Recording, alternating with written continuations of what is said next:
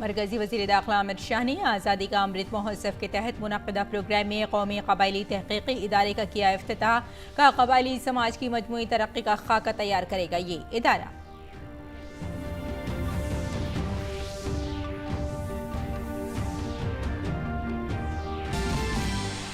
World food safety day के मौके पर मरकजी वज़ीर सेहत मनसुख मांडविया ने नई दिल्ली में आयुर्वेदिक ग़िज़ा का लोगो किया जारी। ईट राइट क्रिएटिविटी चैलेंज का भी किया आगाज़। कहा सिर्फ सेहतमंद शहरी ही बना सकते हैं सेहतमंद मुल्क। हुकूमत सेहत के मैदान में वसी पैमाने पर कर रही है काम।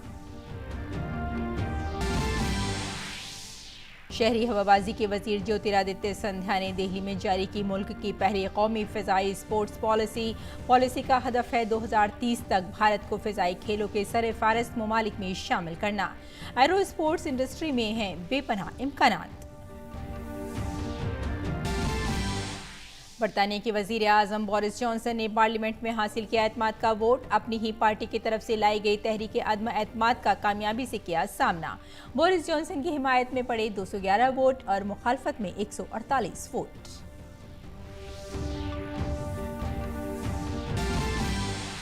खेलो इंडिया यूथ गेम्स में लड़कों की कबड्डी में हुआ उलटफेर। हिमाचल ने टाई ब्रेकर में हरियाणा को शिकस्त देकर जीता तलाई तमगा। शॉटपुट में पंजाब की जास्मिन कौर ने कौमी रिकॉर्ड तोड़कर सोने पर किया कब्जा।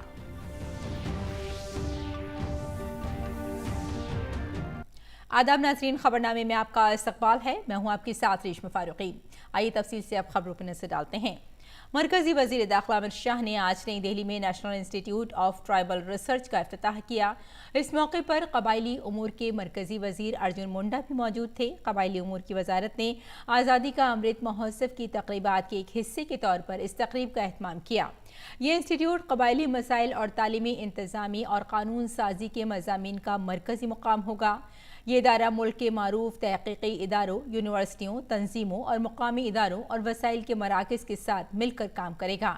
इसके अलावा ये ट्राइबल रिसर्च इंस्टीट्यूट और सेंटर्स ऑफ एक्सीलेंस के प्रोजेक्टों की भी निगरानी करेगा और म्यारी तहक़ीक़ और तरबियत को बेहतर बनाने के लिए उसूल वज़ा करेगा।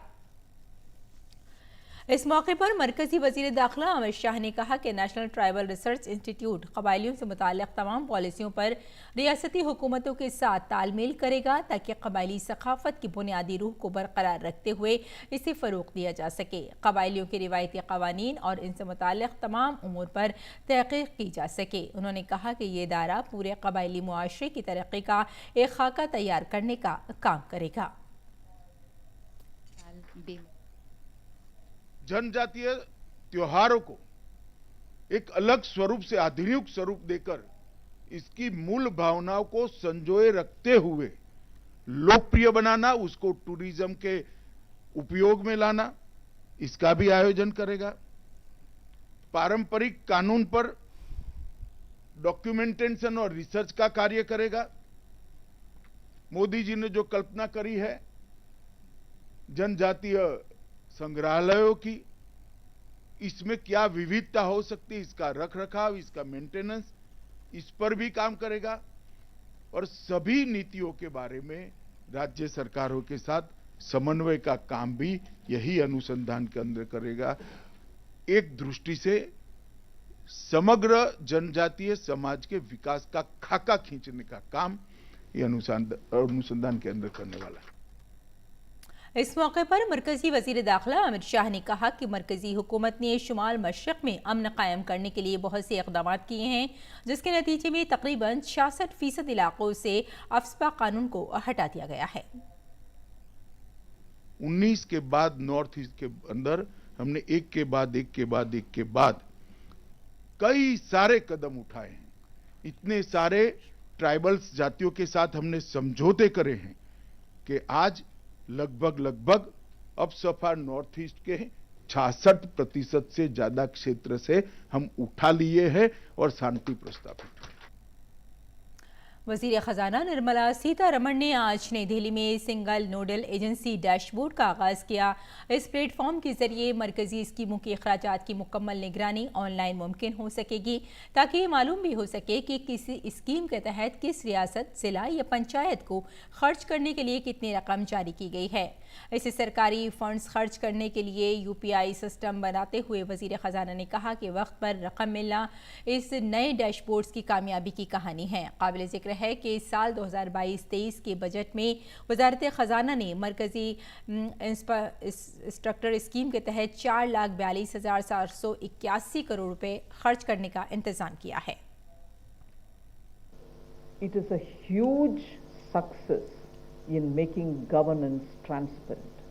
If that quantum of money is also equally sent just in time, I hope that just in time idea actually gets ignited in all our minds. You're not delaying the money, you're not giving it in advance, you're not telling them hold on. It just is possible to reach in time. What better value realization for every rupee sent? That is, I think, the core message if you're dealing with public finance. I'm sure it is the core message when you deal with your own money. But just in time is the magic 3 word. 3 words which serve the purpose of explaining what single nodal account can do. And I think in this day and age, using technology, open and transparent way of just in time reaching is the story of today. इससे कबल मरकज़ी वज़ीर ख़जाना निर्मला सीतारमण ने आज national CSR exchange portal का किया आगाज़।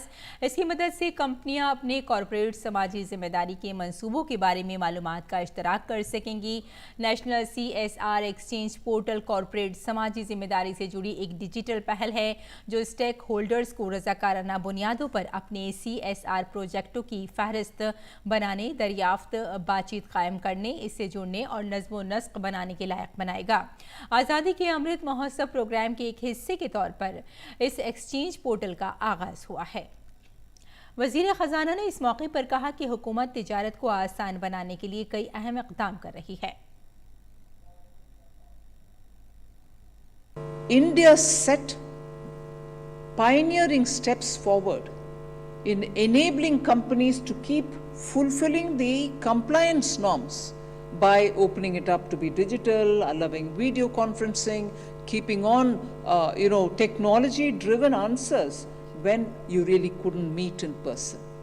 So I must say that a department like Company Affairs was very imaginative enough to come up with technology-driven solutions and make the lives of Indians, companies, small investors, and certifying bodies and small chartered accountants who were in their own local areas doing their businesses far easier to do their compliance and regulatory performances without worrying, because technology was available and handy.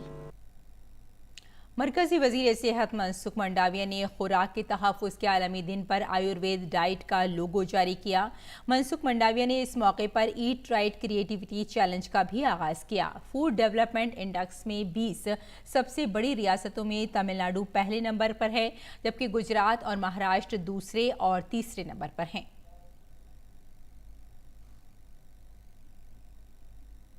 मरकज़ी वज़ीर सेहत मनसुख मंडाविया ने इस मौके पर programme से खिताब करते हुए कहा कि सेहतमंद शहरी ही एक मजबूत मुल्क की तामीर कर सकता है। नेशन और न्यूट्रिशन, ये दोनों के बीच में बहुत गहरा संबंध है। कोई भी नेशन को समृद्ध होना है, आगे बढ़ना है, तो उसके बेज में देश के नागरिक स्वस्थ हो, ये बहुत आवश्यक होता है। देश के नागरिक स्वस्थ नहीं होते तो आप विकसित भारत का सपना को पूरा नहीं कर पाएंगे। स्वस्थ नागरिक स्वस्थ समाज का निर्माण करता है।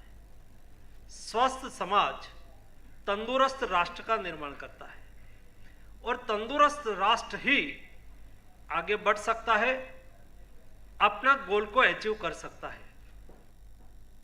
वज़ीर सेहत ने कहा कि रियासतों और सभी के इज्तिमाई शराकत से ही ग़िज़ाई तहफ़्फ़ुज़ के अहदाफ हासिल किए जा सकते हैं, जिसके लिए food safety and standard authority of India बेहतरीन काम कर रही है। आने वाले दिनों में देश के नागरिक को हेल्दी फूड मिले, हाइजेनिक फूड मिले, उसको सुनिश्चित करने के लिए फसाई के द्वारा जो प्रयास हो रहा है, वो प्रयास सचमुच में देश हेल्दी नेशन बनाने में बहुत अच्छी तरह से उपयोगी होगा।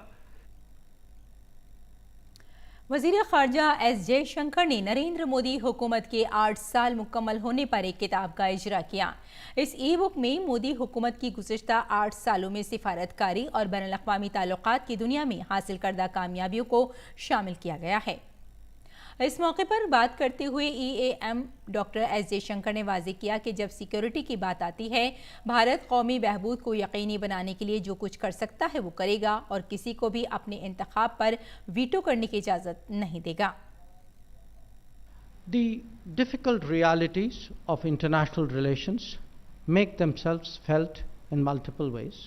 For some of us, that is expressed in the challenges of hard security. In India's case, we have specifically seen that in the phenomenon of terrorism.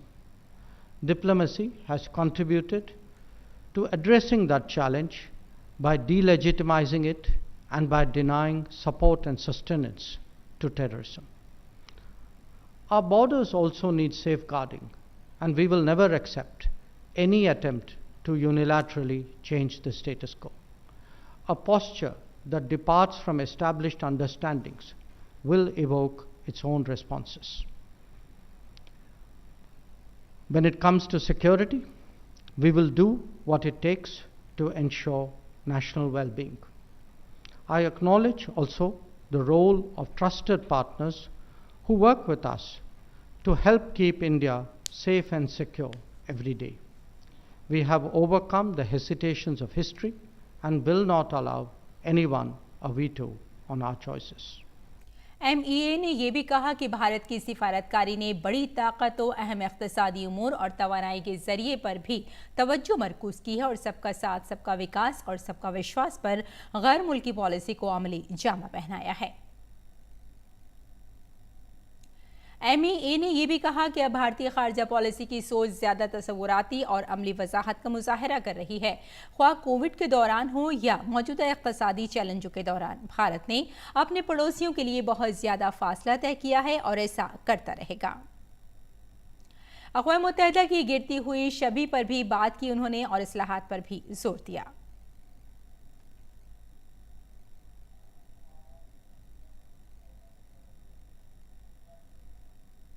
शहरी हवाबाजी के वजीर ज्योतिरादित्य सिंधिया ने आज एरो स्पोर्ट्स पॉलिसी 2022 जारी की। उन्होंने कहा कि ये पॉलिसी बहुत गौर व खौस और तहकीक के बाद तैयार की गई है। उन्होंने कहा कि एरो स्पोर्ट्स एक ऐसी इंडस्ट्री है जिसमें बेपनाह इम्कानात हैं। We are releasing the National Air Sports Policy 2022, and this is after much research, after much consultation, and on the basis of a great resolve that we have come forward to you with this new architecture. And the air sports arena is one such area which has the ability to transform into a huge industry. और दिल्ली के वजीर सेहत सत्येंद्र जैन की मुश्किलात में इजाफा होता जा रहा है। पीर को इन्फोर्समेंट डायरेक्टोरेट यानी ईडी ने इसके और उसके साथियों के घर पर छापा मारा। इस दौरान ईडी ने 2.82 करोड़ की गैर एलानिया नकदी और 1.8 किलो सोना बरामद किया है। गुज़िश्ता 8 सालों में वज़ीर आज़म नरेंद्र मोदी की हुकूमत ने आवाम की ज़िंदगी को आसान बनाने के लिए बहुत से अहम कदम उठाए हैं और लोगों की फलाह बहबूद के लिए कई स्कीमें भी शुरू की हैं। पीएम नरेंद्र मोदी ने MyGov इंडिया के ट्वीट को रीट्वीट किया है, जिसमें पिछले 8 सालों में हुकूमत के दौरान उठाए गए इक़दामात के बारे में मालूमात दी गई है। MyGov इंडिया के ट्वीट में कहा गया है कि पिछले 8 सालों में वज़ीर आज़म नरेंद्र मोदी की क़यादत में आम लोगों की ज़िंदगी को आसान, सादा और आसान बनाना मोदी हुकूमत की तरजीह रही है।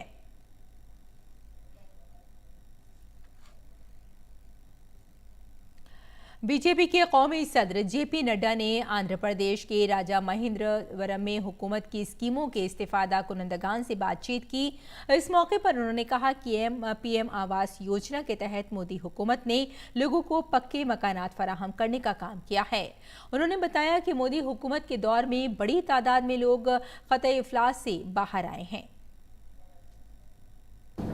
Extreme poverty has reduced to 0.8%. Now, how it has happened? It has happened because of the benefits which the central government, under the dynamic leadership of Narendra Modi ji, is providing to the people. Nobody should live in kacha makan. Everybody should be provided a roof for living, a better living, with toilet, with kitchen, with courtyard, and with bedroom. That is the, and gas connection. That is the understanding which our people are having.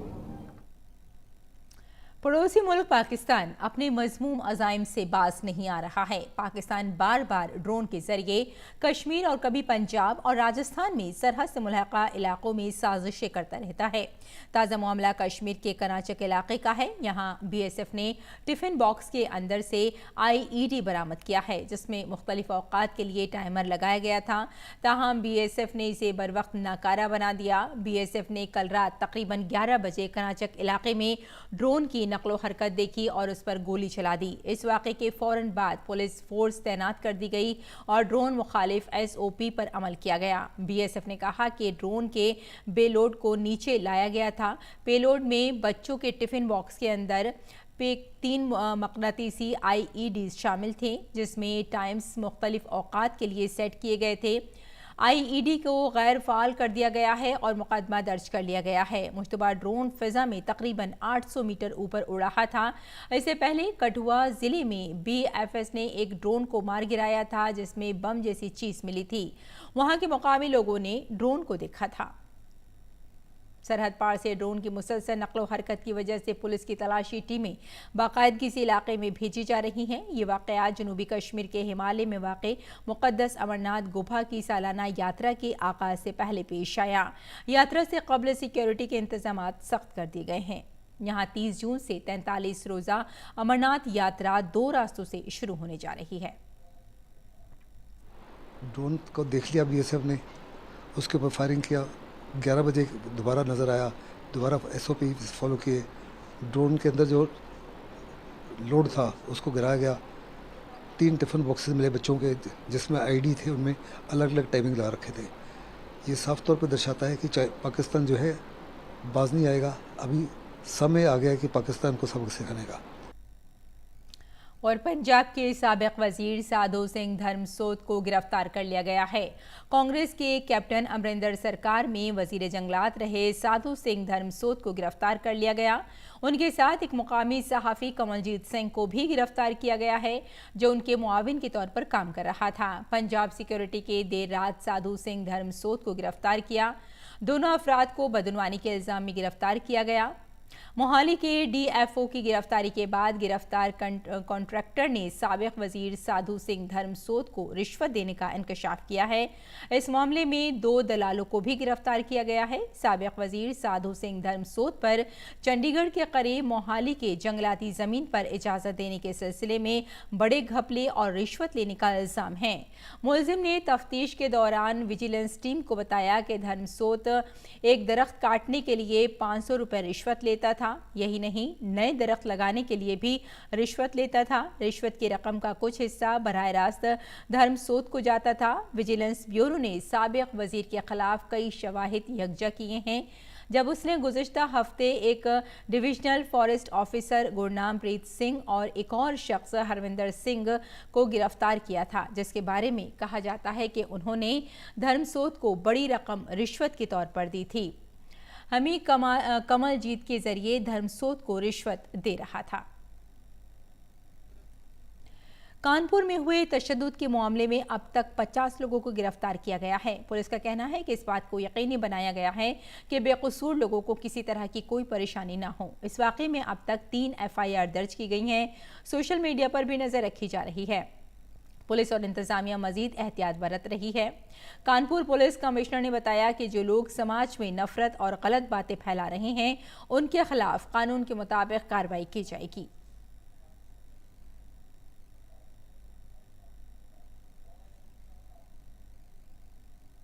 अब तक कुल 50 लोग arrest हो गए हैं। कल तक ये संख्या 38 की थी और पिछले 24 घंटे में 12 लोग और अरेस्ट हुए हैं।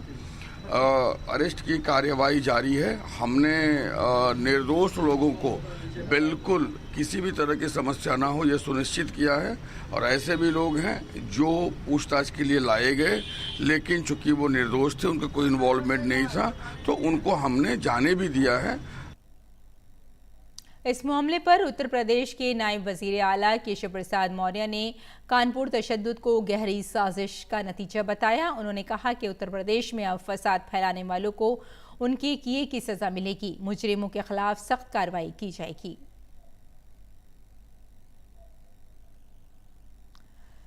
सदर रामनाथ कोविंद आज 2 रोज़ा विजिटर कॉन्फ्रेंस 2022 की मेज़बानी करेंगे। सदर कोविंद तहकीक और टेक्नोलॉजी की तरक्की के जुमरों में विजिटर्स अवार्ड 2020 भी पेश करेंगे। इस कॉन्फ्रेंस में यूनिवर्सिटी ग्रांट्स कमीशन के chairman professor M Jagadish Kumar आज़ादी का अमृत महोत्सव में आला तालीमी इदारों का किरदार और जिम्मेदारियां के मौजू पर प्रेजेंटेशन देंगे। इसके साथ ही कॉन्फ्रेंस के दूसरे रोज़ 8 जून को आला तालीमी इदारों की बैनुल-अक़वामी दर्जाबंदी, एकेडमिया, इंडस्ट्री और पॉलिसी साजों के दरमियान ताउन, स्कूली तालीम, आला और पेशा वराना तालीम का इंज़माम, उभरती हुई और खलल डालने वाली टेक्नोलॉजीज़ के शोबे में तालीम और तहक़ीक़ जैसे मुख्तलिफ मौज़ूआत पर प्रेजेंटेशंस और मुबाहिसे होंगे। सदर मुमलिकत 161 मरकज़ी आला तालीमी इदारों के विजिटर हैं। इस कॉन्फ्रेंस में 53 मरकज़ी आला तालीमी इदारे बराह रास्त शिरकत करेंगे, जबकि दीगर इदारे वर्चुअल तरीक़े से मुंसलिक होंगे। आला तालीम के 161 इदारों के सरबराहान के अलावा तालीम, फ़रोग़, हुनरमंदी और एंटरप्रेन्योरशिप के मरकज़ी वज़ीर धर्मेंद्र प्रधान, तालीम के वज़ीर मुमलिकत डॉक्टर सुभाष सरकार, यूनिवर्सिटी ग्रांट्स कमीशन के चेयरमैन, कौमी पेशा वराना तालीम और तरबियत कौंसिल के चेयरमैन और all India council for technical education के चेयरमैन भी इस कॉन्फ्रेंस में शिरकत करेंगे। अपने 3 मुल्कों के दौरे के अख्ताम पर नायब सदर जमहूरिया वेंकैया नायडू ने कतर के दारुल हुकूमत दोहा में भारत निजात लोगों से खिताब किया। उन्होंने अपने दौरे के दौरान इंडिया कतर बिजनेस फोरम में कारोबारी बिरादरी के अरकान से भी खिताब किया। उन्होंने एक साजगार माहौल पैदा करने और बाहमी फ़ायदे के लिए ताउन बढ़ाने पर जोर दिया। उन्होंने दोहा में कतर नेशनल म्यूजियम का भी दौरा किया।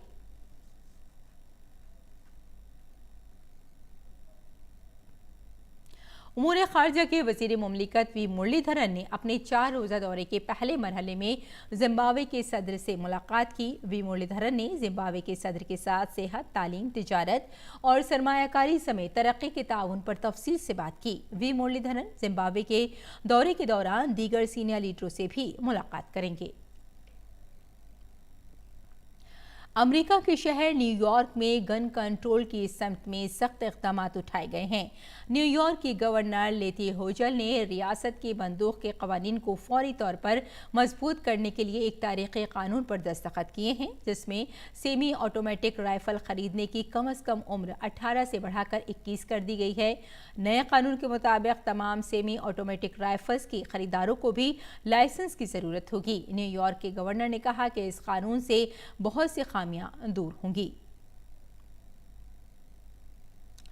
और यूरोपीय काउंसिल के सदर चार्ल्स मिशेल ने रूस पर आलमी खुराक के बहरान को हवा देने का इल्ज़ाम लगाया। चार्ल्स मिशेल ने अक़वाम मुत्तहिदा में रूस के सफ़ीर वासेली नेज़िया से कहा कि रूस को सच का सामना करना चाहिए। चार्ल्स मिशेल ने रूसी फ़ौजियों पर जंगी जराइम का इल्ज़ाम भी लगाया। मिशेल ने कहा कि यूक्रेन पर रूसी हमले ने कई बहरान पैदा कर दिए हैं। साथ ही अक़वाम मुत्तहिदा में रूस के सफ़ीर ने चार्ल्स मिशेल के इल्ज़ामात की तरदीद की। बरतानवी वजीर आजम बोरिस जॉनसन ने पार्लियामेंट में एतमाद का वोट हासिल कर लिया है। उनके खिलाफ तहरीके अदम एतमाद उनकी अपनी कंजर्वेटिव पार्टी के MP ने पेश किया था। इस पर होने वाली वोटिंग में बोरिस जॉनसन की हिमायत में 211 और मुखालफत में 148 वोट डाले गए। इस तरह उन्होंने तहरीके अदम एतमाद 63 वोटों के फर्क से जीत लिया। ख्याल रहे कि बोरिस जॉनसन कोविड-19 लॉकडाउन के दौरान अपनी रिहाइशगाह पर एक इज्तिमाई तकरीब के इनेकाद समेत मुतादिद उमूर की वजह से महीनों से हमले की सद में हैं।